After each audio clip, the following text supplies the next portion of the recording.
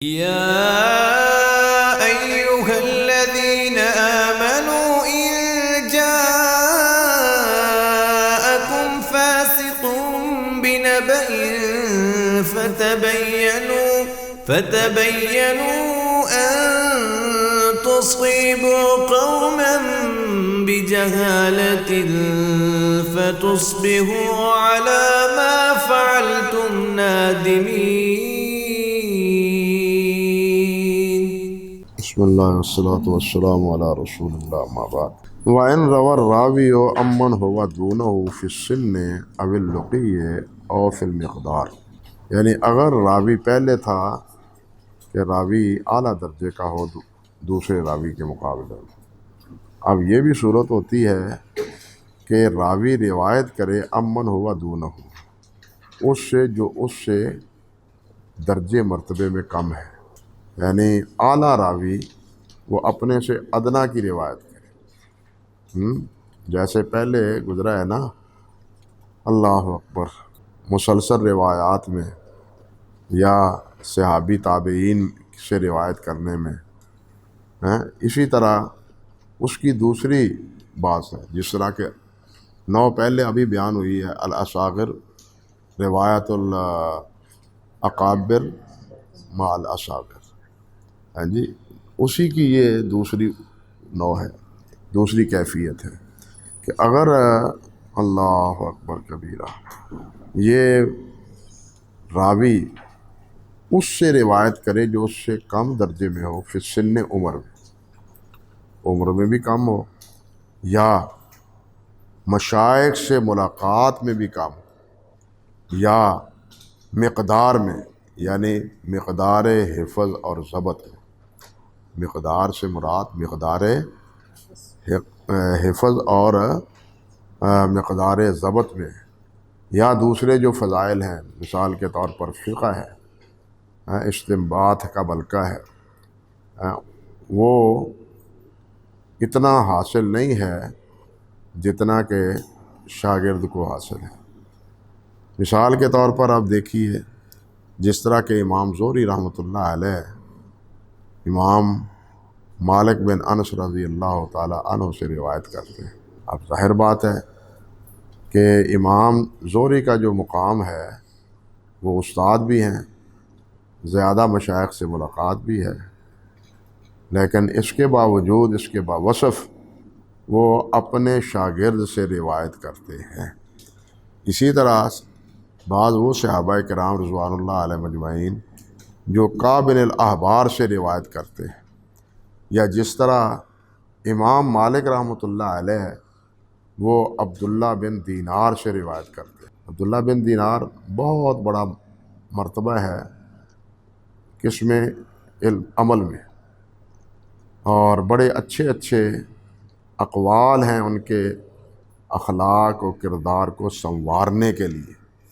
اگر آپ کو موقع مل جائے تو حلیۃ الاولیاء میں، سیر و اعلام النبلاء میں ان کے اقوال پڑھے جا سکتے ہیں اور ان سے رہنمائی بھی حاصل ہو سکتی ہے. لیکن امام مالک رحمۃ اللہ علیہ کے مرتبے اور مقام کو وہ جو نہیں پہنچ سکے، جو مقام اور مرتبہ حدیث میں اور فقہ میں اور بصیرت میں، اجتہاد میں حضرت امام مالک رحمۃ اللہ علیہ کو حاصل تھا، لیکن اس کے باوجود امام مالک رحمۃ اللہ علیہ عبداللہ بن دینار سے روایت کرتے ہیں. محدثین آپ نے پڑھا ہے، جانتے بھی ہیں کہ محدثین کے نزدیک یہ قطعاً عیب نہیں، بلکہ وہ کہتے ہیں کہ علم حاصل ہی اس وقت ہوتا ہے جس وقت اپنے سے بڑے سے بھی اور اپنے سے چھوٹے سے بھی لینا ہے. حاصل تو علم کرنا ہے، حاصل علم کرنا ہے، وہ بڑے سے ملے، چھوٹے سے مل جائے، اس میں کوئی اہانت نہیں ہے، توہین نہیں ہے. اپنے سے چھوٹے طالب علم سے، شاگرد سے مسئلہ واضح ہو جائے تو اس میں کوئی بڑے کی کوئی کسی وقت ایسا بھی ہوتا ہے، حالانکہ وہ چیز ان کے ذہن میں ہوتی ہے لیکن مستحضر نہیں ہوتی، میں آپ کو عجیب لطیفہ سناتا ہوں. جامعہ کے دور میں حضرت مولانا عبدالقاری اثاری رحمۃ اللہ علیہ کا ایک بڑا طویل مضمون چھپا اعتصام میں اس موضوع پر کہ مغرب کی سنتیں مسجد میں نہیں ہوتی بغیر عذر کے۔ وہ ان کا یہ جو مجموعہ مقال ان کے فتاویٰ چھپا ہے نا مولانا اثاری کا، مولانا عبدالقادر اثاری رحمۃ اللہ، اس میں یہ ہے، اب بھی ہے، یہ چھپا تھا اس دور میں جب ہم جامعہ سلفیہ میں پڑھتا تھا۔ عصر کی نماز کے بعد بیٹھے ہیں، آپ صاحب تشریف فرما تھے، حافظ عبداللہ صاحب بڈھی مولوی رحمۃ اللہ علیہ، اور عثمانی صاحب بھی ہیں، تو ہلکا طالب علموں کا ساتھ بیٹھ جاتا تھا کہ چلو کوئی بات فرمائیں تو سمجھ آ جائے۔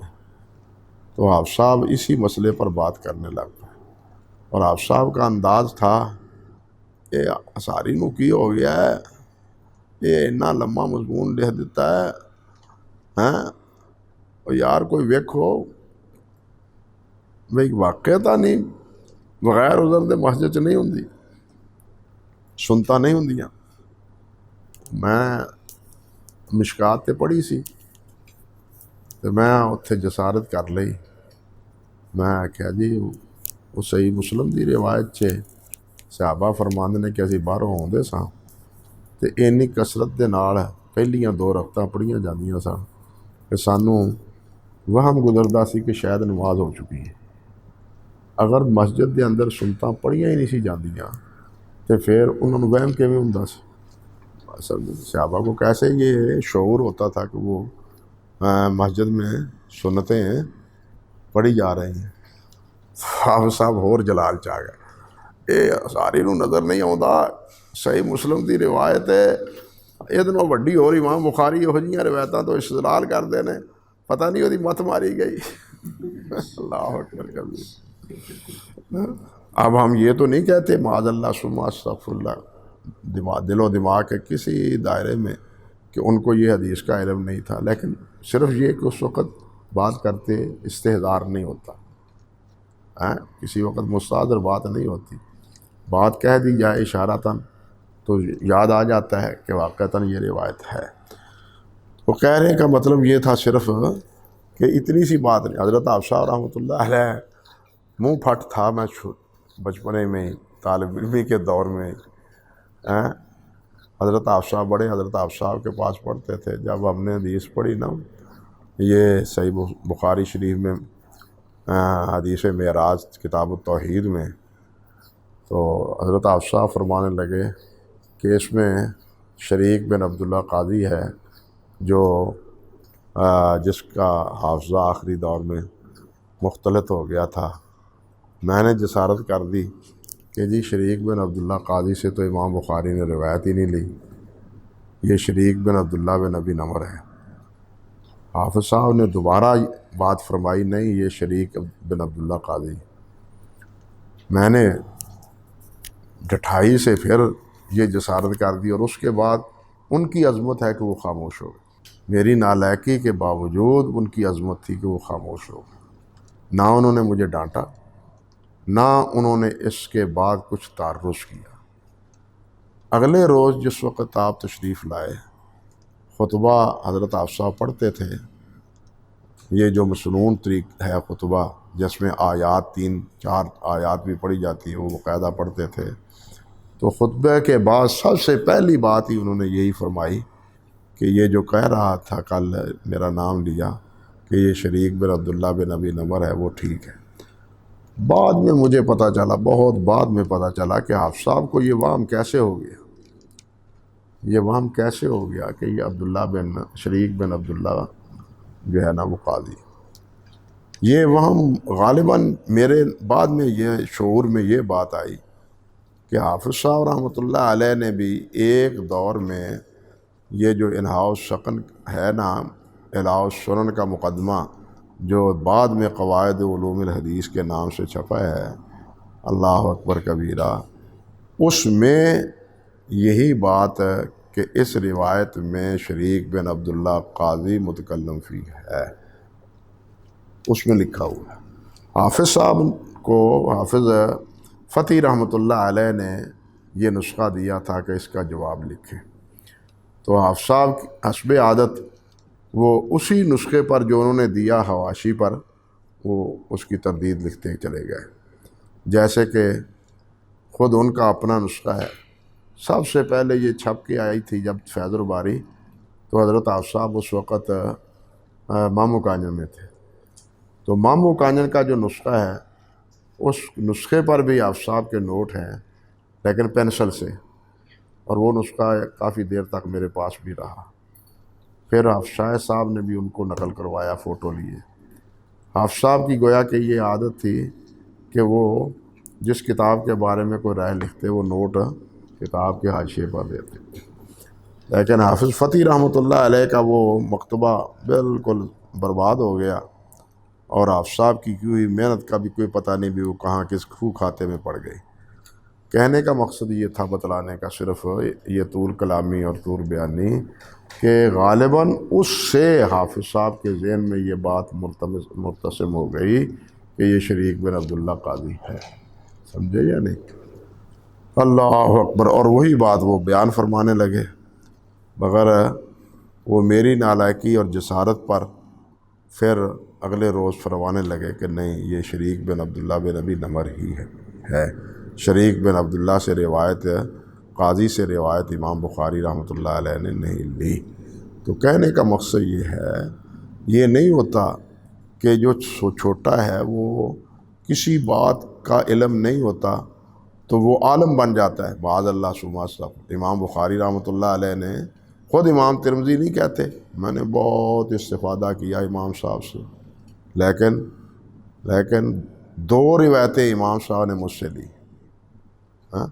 اسی لیے کہتے ہیں نا کہ محدث اس وقت تک نہیں بنتا جب تک کہ وہ اپنے مشائخ سے اور اپنے شاگردوں سے بھی روایت نہ لے۔ امن آخذ عنہ، جو اس سے روایت لے اس سے بھی روایت نہ لے، اس وقت تک محدث، کیونکہ محدث کا کام، عالم کا کام یا علم کا کام وہ تو یہی ہے کہ جہاں سے ملے وہاں سے لینا ہے۔ وہ ہزاروں میل کا سفر طے کر کے جانا پڑے تب بھی، گھر بیٹھے مل جائے تب بھی، شاگرد سے مل جائے تب، مطلب تو یہ ہے۔ اس لیے اپنے سے کم طالب علم سے، شاگرد سے کسی بات کا پوچھ لینا یہ کوئی عیب نہیں ہے، کوئی نقص نہیں ہے، بات سمجھے یا نہیں؟ اور اس میں نہ اپنی توہین سمجھنی چاہیے۔ طالب علموں میں آپس میں یہ رقابت کی وجہ سے کمزوری واقع ہو جاتی ہے، جو میں دیکھو پوچھا تو کل نو آ کے گلا انہوں کی پتہ سی گا، میرے کو پوچھ کے انہوں پتہ لگ گیا۔ یہ غلط فہمی ہے، یہ چیزیں علم سے انسان کو دور کر دیتی ہیں، اور جو پھر یہ طعن کرتا ہے یا اعتراض کرتا ہے اس کے دل میں یہ کبر کا خناس سمایا ہوا ہے، سمجھے بات یا نہیں؟ اس کے دل میں کبر کا خناس سمایا ہوا ہے، یہ جب تک نہ نکلے اس وقت تک علم لینا، علم دینا یہ پوری طرح حاصل نہیں ہو پاتا۔ اس خناس سے اللہ تعالی ہمیں بچائے رکھے۔ اللہ اکبر کبیرہ۔ چلیے فرماتے ہیں فَهَذَا النَّوْعُ هُوَ رِوَایَةُ الْأَكَابِرِ عَنِ الْأَصَاغِرِ، جس طرح کہ پہلے بتلایا تھا میں نے کہ خود سید الاولین والآخرین حضرت محمد رسول اللہ صلی اللہ علیہ وسلم نے حدیث جساسہ تمیم سے سن کے صحابہ کو سنائی تھی، اور فرمایا تھا کہ تمیم یہ بیان کرتا ہے، تمیم داری یہ روایت بیان کرتا ہے، یہ قصہ بیان کرتا ہے، تو وہ بیان کیا تو وہ ایک سند کی حیثیت اختیار کر گئے، حالانکہ بظاہر اس پر اب بھی اعتراض کرنے والے موجود ہیں کہ وہ سمندروں میں وہ جزیرہ کہاں ہے جی جہاں وہ دجال ہے؟ وہ جزیرہ تو آج تک ایک چپا چھان مارا دنیا کے جہازوں نے، تو جزیرہ اب تو کہیں ملتا نہیں ہے۔ لیکن نبی علیہ الصلوۃ والسلام نے جب اس کو بیان فرما دیا تو ہمارا یہی ایمان ہے کہ وہ جزیرہ ہے۔ اور یہ جو کہتے ہیں نا، یہ بالکل غلط کہتے ہیں کہ ہم نے ہر چیز کو، یعنی سمندروں کو، صحراؤں کو ماپ لیا ہے، یہ بالکل غلط کہتے ہیں، یہ بالکل درست نہیں کہتے۔ بہت سی چیزیں ایسی ہیں جو آج تک ان سے مخفی ہیں، اللہ سبحانہ و تعالیٰ کی مخلوق کی بہت سی چیزوں سے اللہ سبحانہ و تعالیٰ نے انہیں آگاہ کر دیا ہے، لیکن اس کے باوجود بھی فرمایا یہی ہے وما اوتیتم من العلم الا قلیلا، جو بھی علم ہے تمہارا وہ محیط نہیں ہے، وہ محیط نہیں ہے، وہ علم کا کچھ حصہ ہے تمہیں دیا گیا ہے۔ ہاں وما، کیسے دوسری جگہ ظاہر من الحیات الدنیا، یعلمون ظاہر من الحیات الدنیا، کہ دنیا کی جو ظاہری صورت ہے اس کے بارے میں ان کو علم ہے، ہاں، مگر ان کی یہ مت ماری گئی کہ جو دنیا باقی نہیں رہنے والی، انسان باقی نہیں رہنے والا، سارے انسان ہم سے جانے والے جاتے ہیں، اور بالآخر یہ دنیا بھی باقی نہیں رہے گی، تو یہ باقی رہنے کے بعد پھر بھی کوئی دنیا آئے گی یا نہیں، یہ دنیا خود اس بات کی دلیل ہے، یہ دنیا کا نظام یہ خود اس بات کا دلیل ہے کہ اس بات پر دلیل ہے کہ قیامت آنے والی ہے، یہ قیامت آنے والی ہے، یہ دنیا کا تغیر تبدل خود دلیل ہے کہ یہ دنیا اگر ایسے نہیں ہے تو پھر یہ اس صورت میں بھی باقی نہیں رہے گی، بات سمجھے؟ لیکن ان کو یہ بات سمجھ نہیں آتی، یہ سمجھ نہیں آتی، یہ ہے کہ دنیا میں سنوارنے، دنیا کو بنانے کے لیے وہ بہت کچھ تگ و دو کیے جا رہے ہیں۔ فرماتے ہیں وَمِنْ ہو، اور اسی میں سے ہے کیا، اللہ اکبر کبیرہ، اے من جملۃ ھذا النوع، اسی نوع کی قسم میں سے، وَهُوَ أَخَصُّ من مطلقہ، لیکن وہ خاص ہے اس کے علی الاطلاق سے، یعنی من الاصاغر، روایت الاصاغر، روایت کہنا چاہیے کہ اکابر، من الاصاغر کے سے وہ کیا ہے، خاص ہے، وہ کیسے؟ فرماتے ہیں وہ ہے روایت الآبائے عن الابنائے، وہاں مشائخ کی بات تھی، شیوخ کی بات تھی، عالم کی بات تھی اپنے سے ادنا کے سے لینے کی، یہاں اعلیٰ تو ہے لیکن ضروری تو نہیں کہ جو باپ ہے وہ اپنے بیٹے سے بڑا ہوا ہو علم و فضل میں۔ کتنی اولاد ہے جو اپنے والدین سے، اپنے والد سے علم و فضل میں کیا ہے، آگے بڑھ جاتی ہے، لیکن روایات میں یہ چیز ہے کہ الآباء، باپ روایت کرتے ہیں کس سے، بیٹے سے، اور بلکہ بیٹے سے ہی نہیں بلکہ بیٹیوں سے بھی، بیٹے ہی سے ہی نہیں بلکہ بیٹیوں سے بھی روایت کرتے ہیں۔ اللہ اکبر کبیرہ، اللہ اکبر کبیرہ، اللہ اکبر کبیرہ۔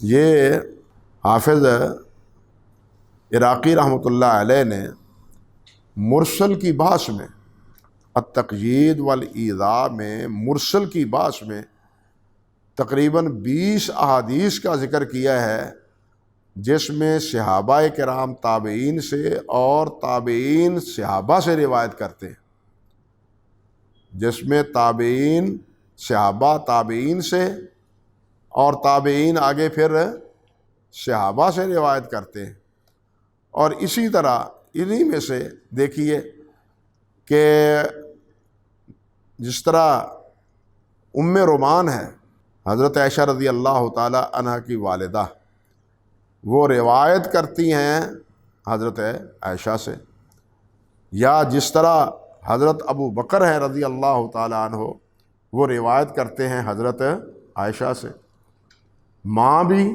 باپ بھی، یعنی آبا ہی نہیں بلکہ امہات بھی، اللہ اکبر کبیرہ۔ اور یہ نوع جو ہے اس کو حافظ ابن الصلاح رحمۃ اللہ علیہ نے پہلی نوع کے ضمن میں ہی ذکر کیا ہے، حافظ ابن حجر رحمۃ اللہ علیہ نے اس کو علیحدہ نوع کے طور پہ متعارف کروایا ہے، کیونکہ بہر نوع وہ پہلی نوع سے کچھ نہ کچھ اس میں فرق پایا جاتا ہے، اور خطیب بغدادی رحمۃ اللہ علیہ نے یہ اس مسئلے میں مستقل کتاب لکھی ہے، جس طرح کی مثال کے طور پر حضرت عباس بن عبد المطلب کی روایت ہے اپنے بھائی فضل بن عباس سے، حضرت عباس کی روایت ہے فضل بن عباس سے۔ اب فضل بن عباس ٹھیک ہے دونوں صحابی ہیں، دونوں نبی علیہ الصلوۃ والسلام کے چچا ہیں، لیکن درجے اور مرتبے میں جو مقام حضرت عباس رضی اللہ تعالیٰ عنہ کا ہے وہ فضل بن عباس بیٹے کا تو نہیں ہے، لیکن عباس رضی اللہ تعالیٰ عنہ اپنے بیٹے فضل بن عباس سے روایت کرتے ہیں جمع بین الصلاتین کی، جمع بین الصلاتین کی، اور وہ بھی مزدلفہ میں۔ اسی طرح حضرت وائل بن داود ہیں، وہ اپنے بیٹے سے روایت کرتے ہیں بکر بن وائل سے، باپ روایت کرتے ہیں اپنے بیٹے بکر بن وائل سے۔ اللہ اکبر کبیرہ، اللہ اکبر کبیرہ۔ تو اس کی اور بھی مثالیں دی ہیں، اللہ آپ کا بھلا کرے، خطیب بغدادی رحمۃ اللہ علیہ نے الکفایہ میں۔ تو بہرحال حافظ فرماتے ہیں کہ روایت الاصاغر اکابر عن الاصاغر کا میں یہ بھی ایک قسم ہے، اگرچہ یہ اس طرح علی الاطلاق نہیں ہے، لیکن ہے اس سے ملتا جلتا مسئلہ کہ باپ روایت کرے اپنے بیٹے سے، باپ روایت کرے اپنی بیٹی سے، ماں روایت کرے اپنی بیٹی سے، سمجھے بات؟ والصحابہ عن التابعین، یا جس طرح صحابہ روایت کریں تابعین سے، اور شیخ روایت کرے ان تلمیذ ہی، اپنے تلمیذ سے، وَنَحْوِ ذَلِكَ، اسی طرح دوسری مثالیں فرماتے ہیں وفی عکس سے ہی کثرتن، اور اس کے برعکس شاگرد تو اپنے استاد سے روایتیں کرتے ہی ہیں، چھوٹے جو ہیں وہ بڑوں سے روایت کرتے ہیں، اس کی تو سب مثالیں کتابیں بھری پڑی ہیں۔ فرماتے ہیں لِأَنَّهُ هُوَ الْجَادَّةُ الْمَسْلُوكَةُ الْغَالِبَةُ، کیوں؟ اس لیے کہ سیدھا راستہ جو چلنے والا ہے وہ غالب طور پر وہ یہی ہے کہ شاگرد ہمیشہ کس سے روایت کرتے ہیں؟ استاد سے، چھوٹے روایت کرتے ہیں بڑوں سے، اولاد روایت کرتی ہے والدین سے، سمجھے یا نہیں؟ تو اللہ اکبر کبیرہ، یعنی ایک سیدھا راستہ چلنے والا معروف راستہ۔ آپ دیکھیں جب حدیث کی علت بیان کرتے ہیں نا محدثین رحمہ اللہ، تو وہاں یہ جملہ بولتے ہیں، یہ جادہ کا، وہ طریق الجادہ، یہ لفظ بولتے ہیں، وہ طریق الجادہ۔ کیا مطلب ہوتا ہے؟ کہ راوی کو وہم ہوا ہے، اصل میں سند یہ تھی، لیکن اس سند کی بجائے جو مشہور سند ہے اس سے اس کو بیان کر دیا گیا، سمجھ گیا کہ نہیں؟ سند میں گڑبڑ ہو گئی اس سے، اس معروف راستری سند سے۔ تو یہاں بھی یہی مفہوم ہے۔ فرماتے ہیں وَمِنْهُ مَا رَوَى عَنْ أَبِيهِ عَنْ جَدِّهِ، اور انہی میں سے یہ بھی سلسلہ ہے جس میں باپ روایت کرتا ہے اپنے دادا سے۔ اب اس میں بھی ایک مسئلہ ہے، فرماتے ہیں وَفَائِدَةُ مَعْرِفَةِ ذَلِكَ، اس کا فائدہ کیا ہے؟ وہ فرماتے ہیں التمییز بین مراتبہم، ان کے مابین، مراتب کے مابین تمیز، بڑا کون ہے چھوٹا کون ہے یہ فرق معلوم ہو جاتا ہے۔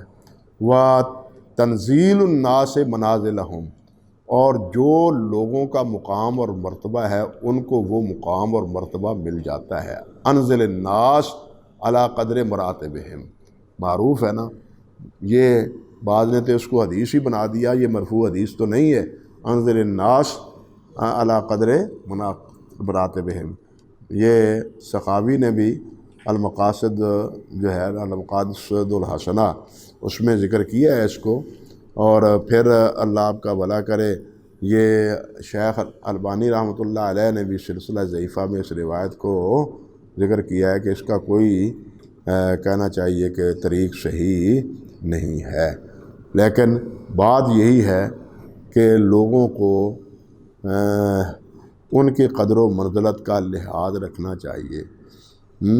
بلکہ عجیب بات ہے کہ امام دارمی رحمۃ اللہ علیہ نے ایک ہی مجلس میں اس متن کے جتنے طرق تھے وہ تمام ایک مجلس میں بیان کر دیے۔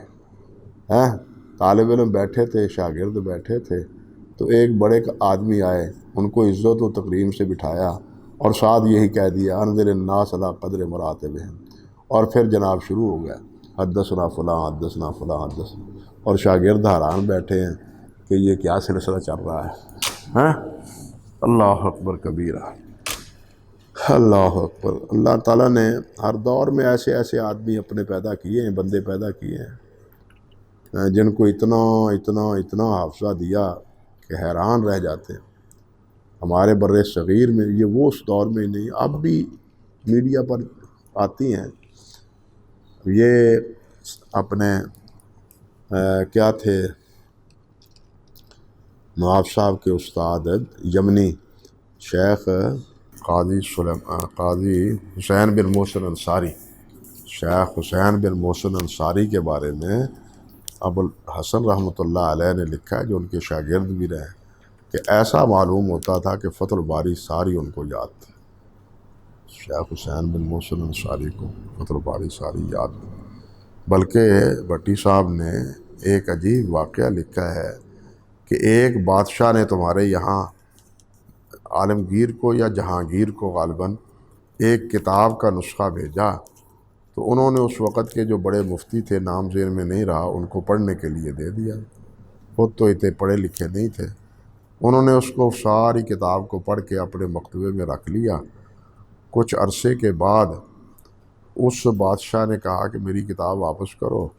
جہانگیر نے کہا مفتی صاحب وہ کتاب آپ نے لی تھی، آپ کو دی تھی، تو وہ کتاب انہوں نے اپنے سارے مکتبے میں ڈھونڈی، لیکن پورے مکتبے میں کتاب نہ ملی۔ پریشان ہوئے۔ اب کیا کیا؟ قلم دوات کاغذ پکڑے اور وہ 10 جلدوں پر مبنی پوری کی پوری کتاب لکھ کے جہانگیر کو دے دی، جاؤ یہ بھیج دو واپس۔ اندازہ کی، ایک دفعہ پڑھی، ایک دفعہ پڑھی۔ کیسے کیسے اللہ تعالیٰ نے حافظے دیے۔ اور بھی بڑے عجیب و غریب ہمارے ایسے لوگ بھی بر صغیر میں ہیں اور گزرے ہیں جو پورا سیاہ ستہ زبانی پڑھاتے تھے، پورا سیاہ ستہ زبانی پڑھاتے تھے۔ اللہ اکبر کبیرہ۔ خیر، بات تو یہی چلی تھی کہ وہ تنزیل الناس منازلہم، لوگوں کے ان کے مرتبے پر پہنچ رکھنا۔